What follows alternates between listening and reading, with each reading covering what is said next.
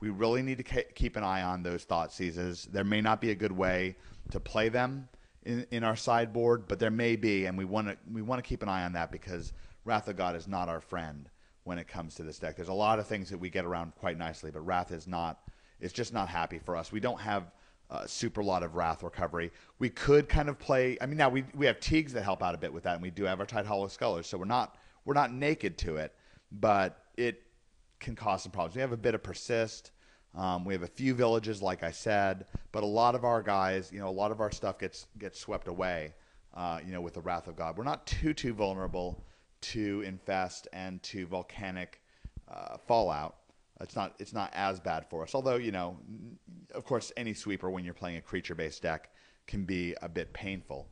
But in terms of facing off against these Boat Brew decks, the thing to really watch for, of course, they can kind of get this Revlark thing going on and get a bunch of tokens on the board and kind of stuff things up. So we need a way to kind of really stay aggressive against them and kind of keep the beats coming. And once again, I kind of, my intuition is that we're kind of going to need, as the format evolves and so forth, to figure out, if not Thoughtseize, but some other way, maybe Negate.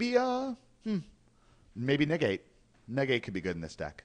And this is a deck, by the way, we're going to see some growth in it. You've got a lot of coverage from your land, a lot of different things that you can do, because we have a lot of different mana colors and so forth. Maybe Negate would be a little bit difficult to cast because it's blue. I don't know. I'm more inclined to think that Thoughtseize is going to be our right call. But whatever.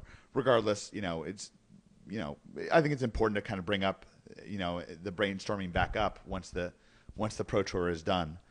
So in terms of Boat Brew, that's what it's going to look like. We're going to get a much better idea of what this deck looks like against black-white tokens when Brian faces off against LSV next round.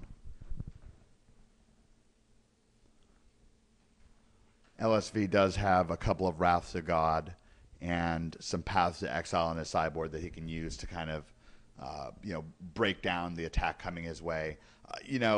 This is the kind of deck where we really do kind of get hurt by Path to Exile. Sure, we get a bit more mana, but we can kind of run out of cards with this deck. It's one of the reasons why we try to keep our mana low. There's 22 lands and then 4 birds and 4 hierarchs. But that can kind of run us low on threats and so forth. We don't have, but so much efficiency with this deck. And, then something like a Bitter Blossom can start really getting on top of us and Windbrisk Heights and, Spectral Processions and so forth. Although it'll be interesting to see how this gets sideboard. I do like these Scattershot Archers because they're actually probably going to harass LSV a fair bit because he's got those, the 4 Bitter Blossoms and the 4 Spectral Processions in his deck. I don't, it would be pure speculation to wonder how this deck does against black-white.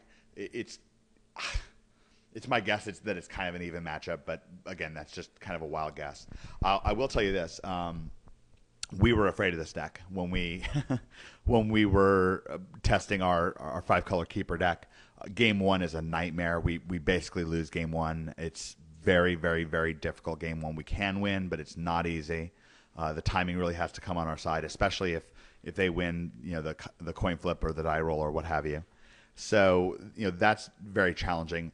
After game 1, and if Gabe does end up playing, I think that we do start gaining the edge after sideboarding. So maybe in a 3 out of 5 matchup, then I probably would favor our 5-color keeper deck. We get our Wraths in.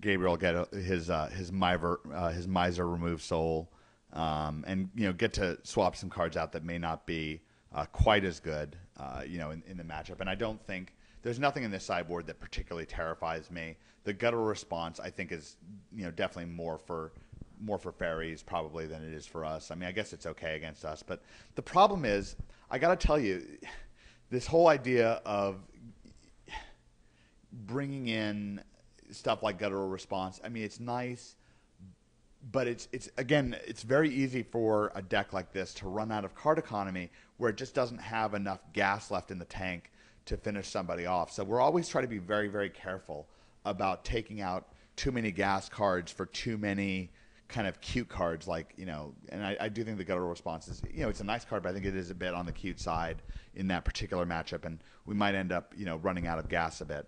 But, I think that, if they end up facing off in the finals and Brian ends up beating Nassif, then, certainly I wouldn't be all that surprised. It's Magic, anything can happen, and it's far from a matchup that's locked up in our favor. And as a 2 out of 3 matchup, I got to say it's a nightmare because they're going to very likely win that first game, and then they just have to win one of the next 2. They're going first one of those games. So that's a really challenging matchup at that point. Now, Fairies is one of the decks that I really like this deck against. I think it causes Fairies a bunch of problems. We have a bunch of cards they don't want to see. They sure as heck do not want to see Doran the Siege Tower on turn 2. If they have Terrors, maybe they can handle Rock's Warmonk. They don't really like to see Kitchen Finks. They really don't want to see anything that you're going to play.